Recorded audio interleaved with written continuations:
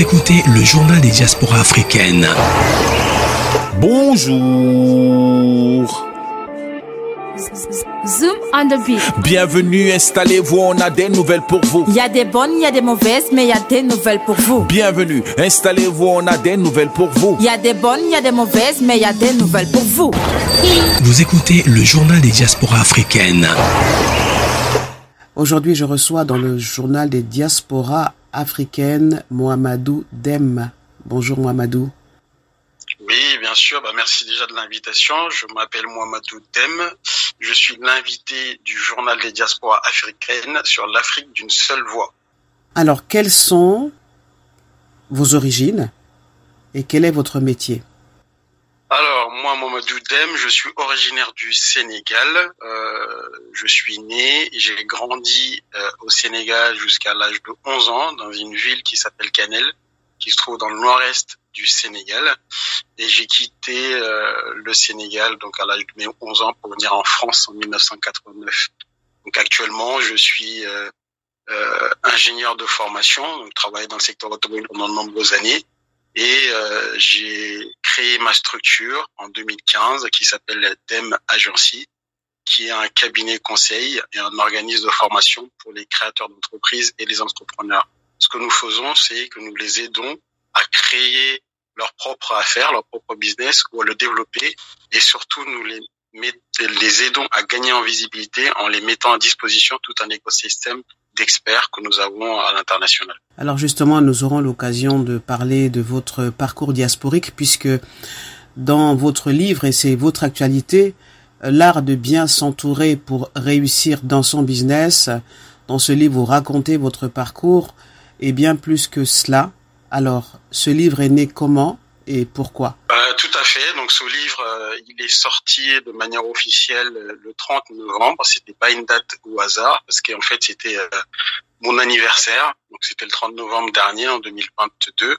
Et le livre s'appelle Le pouvoir du réseautage bienveillant. Et effectivement, le sous-titre, c'est l'art de bien s'entourer pour réussir dans son business. Et d'où vient ce livre? Non pas que je souhaite parler de moi, mais c'est surtout que, à travers mon cabinet de conseil, comme je l'ai dit juste avant, j'organise très régulièrement des événements dans lesquels les personnes de la diaspora se sentent concernées et viennent en nombre. Donc, j'organise très régulièrement des événements de format physique ou de manière digitale. Donc, ça veut dire quel que soit dans le monde, on peut y participer. Et lors de ces rencontres, j'ai l'habitude, en fait, de faire ce que les anglophones appellent le storytelling, donc raconter des histoires et des anecdotes. Donc, dans la culture africaine, on a toujours l'habitude aussi, pour marquer le coup, expliquer les choses. Et donc, j'illustre par mes propos, par des exemples concrets qui me sont arrivés. Et une des questions qui est revenue toujours, c'est on me demandait, mais Mohamedou, mais pourquoi t'en fais pas un livre? Parce que tu délivres énormément de contenu et je pense que ça, tu pourrais toucher plus de monde. Donc, en fait, c'est venu des personnes. Donc, c'est venu d'une demande. Donc, je l'ai entendu une fois, deux fois. Et après, je me suis dit, bon, si les gens me le demandent, c'est que forcément, il y a un besoin, un intérêt et que je pouvais y répondre. Et c'est comme ça que j'ai eu le déclic de me mettre à écrire ce livre pour les personnes, pour leur donner tout simplement des clés, et c'est surtout leur partager ce que j'ai l'habitude de dire, il y a un guide méthodologie ou une recette qu'ils peuvent appliquer de manière personnelle et professionnelle pour surtout s'entourer. Parce qu'une des questions qu'on me posait tout le temps, à chaque fois qu'on te voit, tu es entouré des personnes qui sont influentes, qui sont dans la diaspora, mais comment tu fais à chaque fois qu'on te voit, ce soit de manière physique ou à travers les réseaux sociaux? Donc c'est venu de là en fait le déclencheur. Donc déjà l'identification du besoin, c'est-à-dire que les personnes m'ont clairement dit qu'il y avait une demande, même si c'était une voire deux personnes. Je me suis dit bon, je pouvais toucher peut-être des milliers voire des millions de personnes à travers ce livre. Vous écoutez l'Afrique d'une seule voix. Le journal des diasporas africaines. Alors, le livre a pour titre Le pouvoir du réseautage bienveillant. C'est bien ça. Et le sous-titre, c'est l'art de bien s'entourer pour réussir dans son business. On a beaucoup parlé du réseautage, justement, il y a quelques années. Ce phénomène a poussé. Et c'est vrai qu'au départ, quand on en a parlé, on avait tendance à penser qu'il fallait simplement utiliser les gens, organiser des rencontres pour se passer des cartes de visite et puis obtenir des gens certaines choses. Et vous, en fait, vous parlez de ce réseautage et du pouvoir du réseautage bienveillant. Alors déjà, on va expliquer tous ces 3 mots qui sont importants. Le pouvoir, c'est quoi pour vous? Le réseautage, pour vous, c'est quoi? Et bienveillant, je pense que c'est le mot le plus important. C'est quoi tous ces mots mis ensemble? Qu'est-ce que ça recouvre? Tout à fait. Alors, je vais commencer par le pouvoir. Oui. De tous les temps, de toutes les cultures, de partout dans le monde, quand on demande aux gens qu'est-ce qu'est le pouvoir, je pense il y a 3 choses qui viennent. Soit on dit avoir le pouvoir parce qu'on a de l'argent, donc l'argent donne du pouvoir. Soit on a du pouvoir parce qu'on a justement un réseau, dans le sens où on a des personnes qui nous entourent. On peut être politicien, on peut être même quelqu'un de lambda. En tout cas, quand on est entouré, qu'on a du monde avec soi, on peut influencer ou on peut gêner. On peut, j'allais pas dire gêner, c'est un lapsus révélateur, mais c'est surtout aussi susciter un intérêt vis-à-vis des personnes. Et l'autre pouvoir, qui pour moi qui est plus important, c'est d'avoir des personnes de qualité autour de soi. Et des personnes de qualité autour de soi, c'est pas forcément la quantité, c'est de se dire, ces personnes-là, et c'est là le terme bienveillant, il est important, à quoi je suis utile pour eux, et en quoi eux, ils sont utiles pour moi. C'est vraiment une espèce de réciprocité. Et ça, c'est très important, parce que l'erreur numéro 1 que font les personnes quand ils font du réseautage, donc le réseautage, si on le définit d'une manière simple, c'est s'entourer de personnes, c'est avant même de s'entourer des personnes, c'est de se dire, autour de soi, les personnes qu'on côtoie, c'est notre entourage. Les personnes qu'on côtoie le plus souvent. Donc c'est papa, maman, c'est frères et sœurs, c'est la famille. Déjà, ça c'est un premier réseau, c'est ce qu'on appelle le premier cercle. Après, le deuxième cercle, justement, ça va être plutôt des personnes qui connaissent quelqu'un qu'on connaît, ça va être un peu ça peut être des collègues de travail, ça peut être des personnes, des partenaires. Et enfin, le grand public, donc les médias, permettent justement de toucher une audience qui est beaucoup plus grande.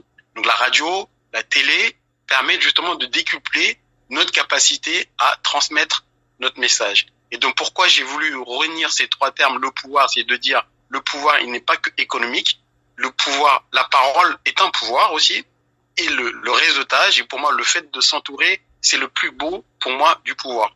Parce que on peut influencer, on peut surtout impacter massivement des personnes. Bienveillant, pourquoi? Parce que on se tourne vers les autres. C'est-à-dire que le networking ou le réseautage en français, c'est pas juste je le prends pour moi, je m'entoure, j'ai des contacts, j'ai des cartes de visite et je me dis je vais les utiliser quand moi j'en ai besoin. Ça c'est l'erreur numéro 1 que les gens font, c'est-à-dire qu'on collectionne soit des contacts, des nombres de cartes de visite, des numéros de téléphone, où on se dit ah cette personne-là, elle est dans mon réseau, donc quand j'ai besoin d'elle, je vais la contacter. Et ça c'est ce qu'il ne faut pas faire. Ce qu'il faut faire, c'est de se dire en quoi moi, je peux être utile à quelqu'un de mon réseau. Eugénie, qui est journaliste, si moi, je devais rendre service à Eugénie, je vois ce qu'elle fait, je m'intéresse d'abord à elle, à qui elle est, qu'est-ce qu'elle fait, quelles sont ses valeurs, quelles sont ses missions, et en fonction de ça, je me dis en quoi je peux l'aider. L'aider, c'est déjà faire parler d'elle. C'est recommander des personnes de mon entourage qui pourraient être intéressantes aussi pour son audience. C'est ça qu'on appelle le réseautage bienveillant, c'est de se dire par rapport à la personne qu'on connaît, en quoi nous déjà on peut être utile et cette personne aussi peut être utile en termes de réciprocité. Et c'est pour ça le terme de bienveillant il est très important. Nous pas bouger. Vous écoutez l'Afrique d'une seule voix. Nous pas bouger. Le pouvoir du réseautage bienveillant. Donc je rappelle que mon invité aujourd'hui c'est Mohamedou Dème, c'est l'invité du journal des diasporas africaines. Quand on parle de bienveillance, c'est souvent associé au bien, à la gentillesse. Et de nos jours, comment vous concevez la gentillesse? Ça me fait penser à ce proverbe qu'on dit souvent, trop bon, trop couillon. Qu'est-ce que ça vous inspire, ce que je vous dis? Oui, alors je vais rebondir par rapport justement le fait de toujours offrir sans rien demander. Moi, j'ai fait un chapitre dans ce livre, justement, le pouvoir du réseautage bienveillant, que j'ai intitulé, c'est le chapitre 11, donner pour recevoir. Quand on dit ou on l'écoute une première fois, on se dit mais qu'est-ce qu'il veut dire donner pour recevoir? Alors je vais donner un exemple très simple. Je donne pas mal d'anecdotes aussi dans ce livre, dans le livre. C'est tout simplement un jour ma cousine me demande, comme beaucoup d'entre nous, un stage parce qu'elle n'arrivait pas à trouver un stage ni un emploi. moi, étant son cousin, je me suis dit, bon, qu'est-ce que je peux faire pour elle? Mais j'attendais rien en retour de sa part. Je me suis dit juste en quoi je pouvais l'aider. Il se trouve que j'ai un réseau et du coup, j'ai réussi à lui dégoter en fait un entretien dans une entreprise, mais c'était pas pour qu'elle soit embauchée parce qu'elle avait pas le profil, mais je me suis dit bon, on pouvait quand même l'accepter, la recevoir juste pour lui donner des conseils, donc toujours de manière gratuite sur comment optimiser son CV et surtout lui faire un entretien comme si elle passait un vrai entretien avec un recruteur. Et devinez quoi, c'est juste en fait ça qui lui a donné confiance en elle et se dire tiens, en fait, j'arrive et c'est possible. Et le fait qu'elle m'ait dit grâce à toi, j'ai réussi à trouver un emploi, bah déjà ça m'a fait énormément de plaisir et je me suis rendu compte que quand on donne, bah on reçoit plus qu'en fait qu'on a donné parce que moi j'imaginais même pas déjà que mon réseau pouvait lui être utile et que deux, ça non seulement lui est utile qu'elle a réussi à trouver un stage et un emploi par la suite. Donc pour revenir à la question, le niveau de gentillesse, il y a des personnes malheureusement on sait qui profitent, c'est-à-dire que quand on leur donne par exemple un contact, quand on les aide, bah finalement on a toujours l'impression que ça va toujours dans un sens. Mais pour moi c'est un bon indicateur parce que quand on le fait pour une personne et qu'on a le même résultat et on le fait deux fois sur le même résultat et qui n'est pas bon, à un moment donné les gens on les classe. C'est tout simplement, c'est un indicateur pour nous pour nous dire c'est pas l'appel de continuer parce que cette personne-là ne pense qu'à ses propres intérêts et puis qu'elle fiche de nous en fait, tout simplement. Ça m'est déjà arrivé d'avoir donné de mon temps à une personne, mais après finalement on se rend compte qu'elle n'a pas mérité ou de lui avoir donné des opportunités, mais qu'on n'a pas eu de retour non plus, même si on n'y attendait rien, ne serait-ce qu'un merci. Vous écoutez l'Afrique d'une seule voix. Alors on va passer à la suite des questions. On va sûrement revenir sur ce livre dont je rappelle le titre, Le pouvoir du réseautage bienveillant, l'art de bien s'entourer pour réussir dans son business. C'est pour en parler aujourd'hui dans le journal des diasporas africaines, c'est Mohamedou Dem. Alors, votre histoire est une belle histoire. Et c'est pour ça que la question, je vous la pose un peu en souriant. Alors, quand vous avez quitté votre pays d'origine, le Sénégal, par choix, nécessité ou accident? Moi, c'est par choix, parce que à l'âge de 11 ans, j'avais une vision très claire déjà de qu'est-ce que je voulais devenir plus tard. Ça peut être surprenant, parce que à l'âge de 11 ans, j'ai écrit une lettre à mon papa en lui demandant est-ce qu'il peut me faire venir en France, parce que lui, il est arrivé en France dans les années 75. Il est arrivé en France en 1975-76 et moi en 89 j'ai pris ma plume à l'âge de 11 ans pour lui dire est-ce que je peux venir te rejoindre, en sachant que ma mère et jusqu'à aujourd'hui restée au Sénégal, n'est jamais venue en France et du coup mon père, là où je m'y attendais pas, c'est qu'il m'a pris au mot. Il est venu 2-3 mois après en été, au mois d'août, parce qu'il avait pris ses vacances au mois de juillet et à l'époque c'était peut-être plus facile qu'aujourd'hui et j'ai eu la chance de venir donc par choix. Parce que tout simplement, je voulais continuer mes études pour après, ça c'était le départ, repartir en Afrique. Donc c'était pour venir, pour beaucoup de parents aussi qui sont nés dans les années 75, j'étais venu pour une courte durée, pour certains qui ont duré plus de 40 ans, mais pour l'ambition, pour repartir. Donc c'était vraiment partout, c'était pas un accident. Bien évidemment, il y a des circonstances qui ont fait que j'ai eu la chance que ça puisse se faire. Pour certains, c'est difficile, mais en tout cas, c'était vraiment... une volonté et grâce à Dieu ça a pu se concrétiser, quoi. Quelle a été votre première réaction quand vous arrivez en France? La surprise et surtout aussi un petit peu de perte de repères. J'ai expliqué juste avant que moi j'ai vécu dans une famille africaine avec tous mes grands-parents. Moi j'ai eu la chance d'avoir grandi de 0 à 11 ans avec tous mes grands-parents. Donc du coup je sais ce que c'est la transmission orale, ne serait-ce que par le regard, même il y a des choses qu'on ne dit pas mais qu'on comprend. Et quand je suis arrivé en France, il y a quelque chose qui m'avait surpris parce que j'ai vécu, ça c'est important aussi que je le rappelle, dans un foyer d'immigrés. C'est-à-dire que j'ai quitté le cocon familial, papa, maman, frères, sœurs, grands-parents, pour arriver dans un milieu carrément différent, entouré que de papa, parce qu'il faut savoir que dans les contextes en France, quand on parle de foyer immigré, il y a que des hommes, et généralement dans des immigrés africains. En tout cas, moi j'étais dans un foyer où il y avait que des Sénégalais, des Maliens, des Mauritaniens, et j'étais le seul enfant parmi eux. Ouais, c'est quand même, il y a quelque chose qui m'avait surpris. Bizarre. Comment on a laissé un enfant dans ce foyer d'immigrés? Souvent on les appelle les foyers Sonacotra, c'est bien ça, même si le nom a changé. C'est exactement ça. Oui. le nom a changé. Bon, après il y a des choses qui ont changé entre 89 et aujourd'hui. Je pense que maintenant ça se ferait plus parce que c'est extrêmement compliqué. Moi, comme je le dis, peut-être que je suis passé entre les mailles du filet dans le sens où j'étais quelqu'un de sérieux, je travaillais bien à l'école. Pour eux, j'étais un élève comme tout le monde en fait. En aucun moment ça a surpris qui que ce soit à l'extérieur du foyer. Donc vous logiez dans un foyer de travailleurs immigrés dans le 20e arrondissement, donc avec des hommes finalement, des papas, des tontons, et vous alliez à l'école. Oui, exactement. Et qu'est-ce que j'ai appris pour revenir à la question, qu'est-ce qui m'a surpris?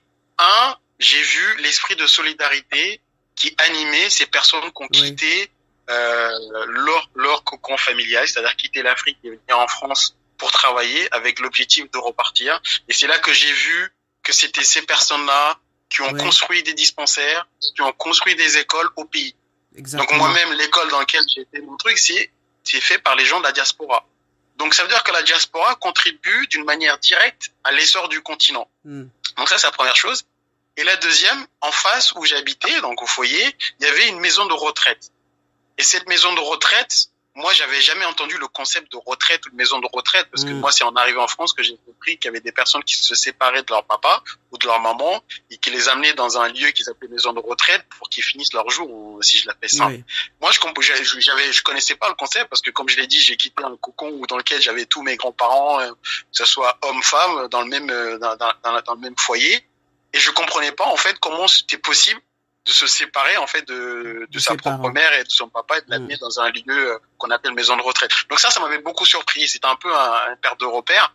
Et contrairement à ce qu'on aurait pu croire, moi c'est pas le froid parce que je suis arrivé en été, mais c'est surtout l'esprit de solidarité comme je l'ai dit, et c'est surtout aussi le relationnel qu'on a avec les anciens. Ça m'avait beaucoup surpris ici, contrairement à ce que j'avais connu au Sénégal. Nous pas bouger. Vous écoutez l'Afrique d'une seule voix. Nous pas bouger. C'est vrai que quand on arrive ici et quand on voit comment les personnes âgées sont traitées, sont mises en retrait, c'est un peu détonnant pour quand on vient d'Afrique. C'est un peu détonnant. Mais ça peut s'expliquer aussi. Ça peut s'expliquer. Oui, ça peut s'expliquer. Je n'ai pas d'avis négatif, mais ça m'a surpris. Tout à fait. C'est une forme de solidarité. Alors, on va continuer avec votre parcours. Donc, quand vous arrivez, vous êtes dans ce foyer, vous êtes un élève studieux, vous avez un parcours académique aussi brillant. Comment vous tombez dans les ressources humaines? Voilà, expliquez-nous un peu comment vous arrivez. C'est par accident, c'est pas accident parce qu'en fait, comme par mon parcours, moi j'ai un parcours scientifique. Donc après le bac, moi j'ai fait une classe préparatoire grandes écoles. Donc pour certains qui connaissent ou qui connaissent pas, je vais expliquer. Ça veut dire c'est maths sup, maths spé, c'est très sélectif.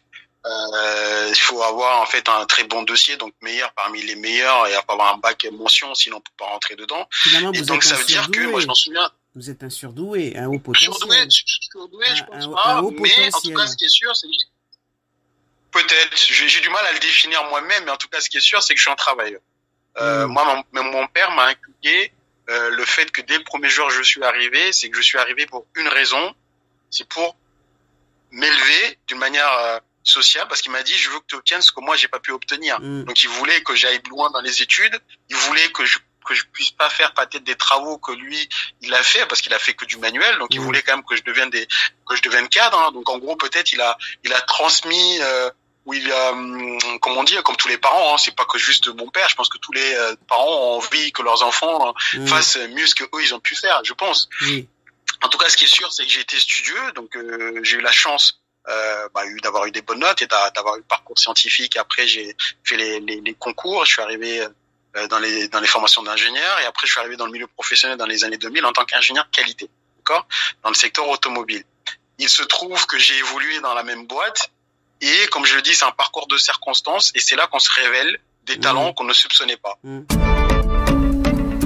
écoutez l'Afrique d'une seule voix. Le journal des diasporas africaines.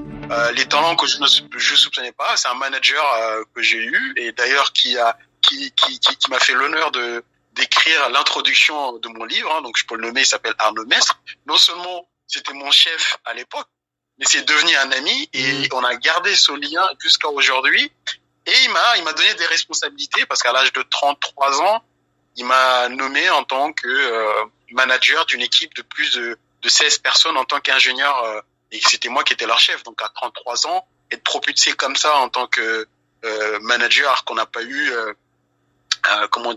une formation ni dans les ressources humaines, mais il avait décelé en fait en moi des talents peut-être que je ne soupçonnais pas. Et c'est en arrivant dans ce poste que j'ai décelé que ce qui m'animait moi en fait en tant que personne, c'était pas la technique, c'était pas le fait de dire je suis ingénieur, je suis scientifique, mais c'était plutôt de comment je peux aider une personne à transformer la vie des gens. Oui. Quelqu'un qui arrive, qui est débutant, qui ne connaît rien au métier, et 2 ans, 3 ans après, il se dit mais j'ai un métier, il peut même quitter l'entreprise et aller ailleurs pour se vendre encore mieux. Donc ça veut dire que vous n'avez pas été confronté au rejet, au racisme? Si. Pour être honnête avec vous, d'une manière ou d'une autre, alors c'est toujours voilé, c'est d'une manière pas directe, mais vous savez très bien comment ça se passe dans le milieu. Vous êtes le seul noir, on pose toujours la question, mais pourquoi lui? Est-ce qu'il a les compétences? On met des doutes, donc il faut cravacher dur pour montrer. Donc ce serait mentir que vous dire que j'ai pas été confronté dans le milieu professionnel, et même bien avant ça, quand j'étais étudiant, on est dans une classe, les seuls qui n'arrivent pas à trouver un stage parmi le lot, c'est toujours des Mohamed ou des Mohamedou qui n'ont pas réussi à le trouver, quoi. Oui. Donc mais j'en ai pas fait en fait un obstacle, j'en ai fait plutôt en fait une force en me disant OK, je sais que c'est difficile, mais je vais quand même y arriver, et c'est possible. Vous écoutez l'Afrique d'une seule voix. Mohamedou Dème, est-ce que vous considérez jouer un rôle important pour votre pays d'origine, le Sénégal, ici en France? Oui, alors je l'ai dit tout à l'heure en donnant l'exemple de la diaspora qui se réunit, qui se mobilise et qui contribue au développement en restant ici. Donc j'ai parlé de nos parents qui eux-mêmes, quand ils sont arrivés dans les années 75, ils ont construit des écoles, des dispensaires. Je vais donner juste un chiffre qui est important de connaître. C'est qu'en 2019, il y a eu 85 milliards de dollars qui ont été transférés par la diaspora africaine vers l'Afrique. 85 toute milliards. La diaspora. 85 milliards de dollars. En 2019. Je sais pas si les gens s'en rendent compte. En 2019. Il faut savoir que dans les 3 dernières années, il y a entre 50 et 85 milliards. Donc on a atteint le pic en 2019, et même malgré la crise en 2020, on était autour des 80 milliards quand même. Donc passer de 85 à 80 malgré quand même la crise, oui. Mais ça dit beaucoup de choses. Ça dit quoi? C'est qu'en fait, individuellement, chacun d'entre nous, qui envoyons 10, 20, 100 euros par mois, si on mettait tout cet argent dans un pot commun, ça représente 85 milliards. C'est ça que ça veut dire. Oui. Et ces 85 milliards, faut savoir que c'est supérieur à l'aide publique au développement. C'est-à-dire que la Banque mondiale, quand elle donne des prêts à des États, elle donne moins que 85 milliards. Ça veut dire que individuellement, nous sommes plus forts qu'en fait qu'une banque. Mais sauf que cet argent, il est juste en fait utilisé de manière individuelle, c'est-à-dire c'est chacun qui fait comme il peut en fait. Oui. Alors justement, cette question de transfert de fonds depuis des années, des associations, des personnalités dans les diasporas, justement, on se pose la question de savoir comment transformer cet apport financier considérable en quelque chose de plus porteur. Comment faire en sorte que pour nos parents, nos enfants, rester au pays et qui rêvent de cette Europe qui est de plus en plus difficile, qui est de plus en plus hostile, mais vous me direz ce que vous en pensez. Comment faire en sorte de créer de l'emploi, créer des possibilités, créer des perspectives avec cet apport? Moi, je vais donner mon exemple. Ce que je fais, comme ça, comme on dit, le meilleur exemple, c'est déjà essayer de balayer devant sa porte. J'ai vu que pendant des années, mon père, la génération de comme lui, envoyait de l'argent. Nous sommes arrivés, pour certains nés ici, grandis ici, et on continue toujours d'envoyer de l'argent. Mais on voit pas de changement massif du continent. Parce que cet argent qui est envoyé, il sert à quoi? Il sert en fait aux besoins de base. Donc généralement, les gens l'utilisent pour manger, pour se nourrir. Donc nourrir, manger, c'est exactement la même chose. Pour la santé et l'éducation. C'est vraiment les 3 postes de dépenses qui servent en fait, qui est utilisé pour l'argent qui est transféré. Bon, aujourd'hui, je me dis que si on veut vraiment en faire un changement important, massif dans le continent, il faut que cet argent-là soit utilisé pour des infrastructures. C'est-à-dire que c'est j'ai pas la recette, hein, je donne juste des pistes. En tout cas, moi, ce que j'ai fait, c'est de me dire, au lieu d'envoyer cet argent-là de manière systématique, même si je veux continuer, comment je peux essayer de former des personnes sur place pour que elles, à leur tour, créent de la richesse, donc créent leur propre emploi et non pas justement de viser, de dépendre du salariat, c'est de se dire comment ils peuvent monter leur propre business parce qu'il manque pour la plupart d'outils, de méthodologie et encore plus de vision internationale. C'est-à-dire qu'il y a plein de gens qui font des commerces, mais ils font des commerces dans leur quartier, ils font des commerces dans leur rue. Ils ne savent pas ou ils n'ont pas les outils ou la méthodologie pour se dire ça peut être vendu à l'international. Et moi, c'est ça que j'essaie de faire justement à mon niveau. Comment accompagner des jeunes, pas forcément des jeunes d'ailleurs, toute personne, pour créer leur propre business localement pour que cette business ait un rayonnement international. Vous écoutez l'Afrique d'une seule voix. Le journal des diasporas africaines. Et si vous deviez rentrer... Donc, oui, vous voulez rajouter autre chose? oui, je disais que c'est une manière pour moi justement d'avoir l'impact et c'est ce que peut-être certains font de manière plus structurée parce qu'on voit que certains pays comme le Nigeria ont mis en place des systèmes économiques comme par exemple des fonds d'investissement où ils font appel justement à l'argent de la diaspora et cet argent est utilisé pour des projets d'infrastructure, pour faire des ponts, faire des routes. Donc ça veut dire en fait ils font des prêts à leur propre État. Et tous les pays africains, je pense, devraient s'inspirer de ce modèle-là en disant que l'argent de la diaspora peut être utilisé pour des projets d'envergure, d'infrastructure. Alors tout ça, ça s'organise, hein? Oui, bien évidemment. Ouais. Nous pas bouger, Vous écoutez l'Afrique d'une seule voix. pas bouger. Et si vous deviez rentrer définitivement au Sénégal, qu'est-ce que vous ramèneriez avec vous? Alors moi, je ramènerai deux choses. Déjà, c'est pas du matériel parce que ça sera pas ni des vêtements, ni des votes, ni des choses comme ça. C'est pas avec ça, je pense qu'on peut faire des problèmes, changer l'Afrique de manière très visible et avoir un impact fort. Moi, j'aimerais deux choses. Mes compétences, parce que je considère que j'ai appris, j'ai été formé et je dois transmettre ce que je sais.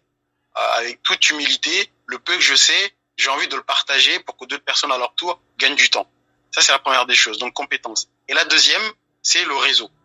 Parce que nous avons tous construit en fait des réseaux d'affaires ici en Europe et ces réseaux d'affaires ont tout intérêt à travailler avec des Africains. Mais le nombre de fois que des personnes ont des opportunités, ils ont envie d'investir, mais ils savent pas où, ils savent pas avec qui.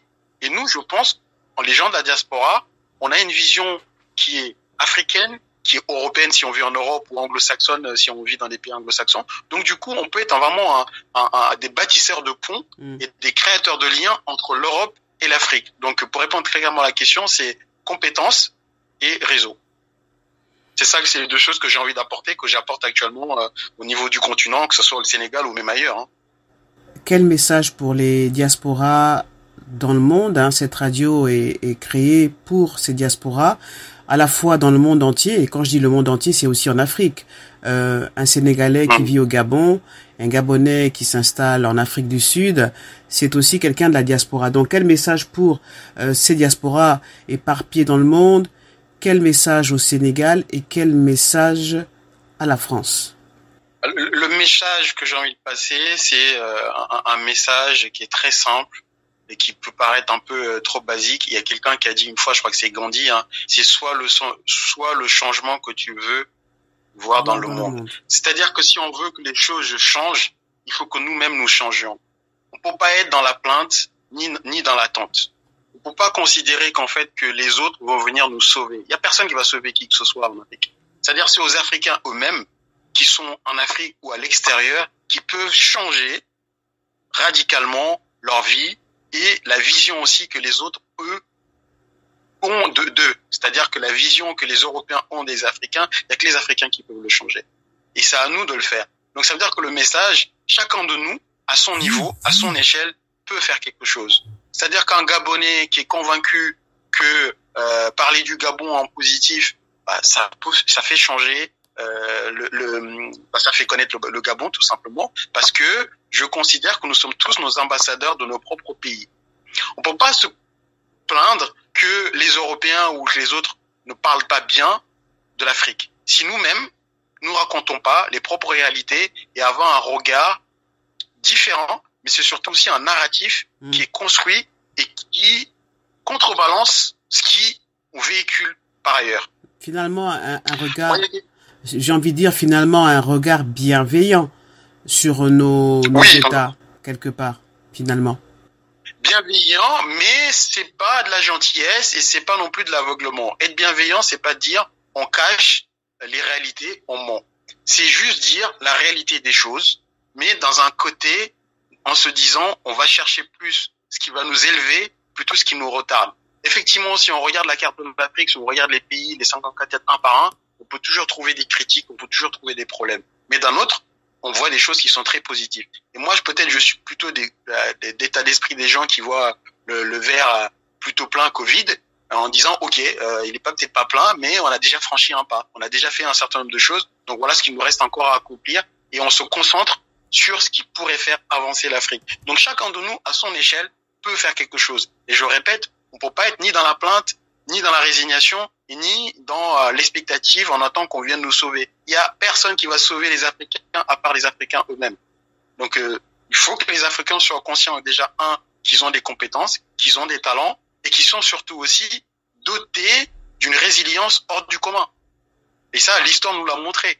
Mouhamadou Dème, merci infiniment d'avoir répondu aux questions du Journal des diasporas africaines. Un mot de fin et on rappelle le titre de votre livre. Le livre s'appelle Le pouvoir du réseautage bienveillant. Donc vous pouvez vous procurer partout dans le monde, que vous soyez en Afrique, en Europe, aux Antilles, via Amazon ou via la Fnac. Donc vous pouvez avoir la version numérique si vous préférez juste l'avoir de version numérique sur votre tablette, votre ordinateur, ou de manière physique en passant en commande. Donc il est disponible partout. Et je vais finir par une citation d'un homme célèbre dans lequel je fais référence dans mon livre, qui s'appelle Nelson Mandela. Il a dit il est entre vos mains de créer un monde meilleur pour tous les gens qui s'y trouvent.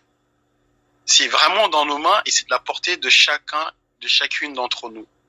On se doit de faire les choses. Je me répète depuis tout à l'heure, on peut pas se contenter de dire ça va pas, on peut rien faire, c'est foutu d'avance. Non, c'est pas foutu. On peut faire énormément de choses. Moi, le livre que j'ai écrit, je l'ai pas écrit pour moi. C'est surtout de me dire en quoi il peut être utile à autrui, en quoi il peut être utile à des gens de la diaspora, des Africains, et même pas que les Africains, les Européens aussi peuvent s'y reconnaître. Tout le monde peut s'y reconnaître dans le sens où je donne des clés, des conseils sur comment se constituer son réseau, qui soit personnel et professionnel. Et ce sont des exemples, des illustrations concrètes, et c'est surtout une méthodologie comme une recette que vous pouvez appliquer en fonction de votre stade d'avancement, en fonction de vos réalités. Mais ce qui est sûr, c'est quelque chose qui marche, parce que moi je l'ai éprouvé, et c'est surtout aussi des personnes que je côtoie ont montré que la manière la plus rapide aujourd'hui d'accélérer, c'est comme on l'avait dit aussi, c'est d'avoir un mentor, quelqu'un qui l'a déjà fait avant, qui vous donne des conseils, comme un guide. Moi, j'ai l'habitude de dire, quand vous avez un GPS, vous allez beaucoup plus vite pour partir d'un point A qu'un point B. Avant, quand on avait besoin de prendre la voiture, il y en avait pour certains, ils savaient lire un plan. Oui. Il y en a pour d'autres, c'était compliqué. Aujourd'hui, avec un GPS, même quand on sait pas écrire ni lire, on écoute juste la voix et elle peut nous guider, quoi. Oui. Donc ça, c'est important. Et donc, ce livre-là, c'est comme un GPS, c'est comme un guide qui permet, en fait, d'arriver à bon chemin, j'ai presque envie de dire, très rapidement. Merci infiniment, Mouhamadou Dème. À très bientôt sur l'Afrique d'une seule voix. Merci beaucoup, Eugénie, et merci à tous vos auditrices et auditeurs qui nous écoutent partout dans le monde. Vous écoutez le Journal des diasporas africaines. Pour conclure, une chose est sûre. Informer comme migrer est un droit. Mais être bien informé est essentiel pour faire les bons choix avant de bouger. Que ce soit dans nos pays ou vers l'Europe, peu importe. Les jeunes Africains, hommes et femmes, ont le droit d'accéder à une information crédible sur la migration. Tout comme les médias et les journalistes africains doivent être soutenus. Dans certains cas, protégés lorsque la vérité dérange, pour mieux informer la jeunesse africaine sur les défis et les opportunités qui s'offrent à eux dans la migration.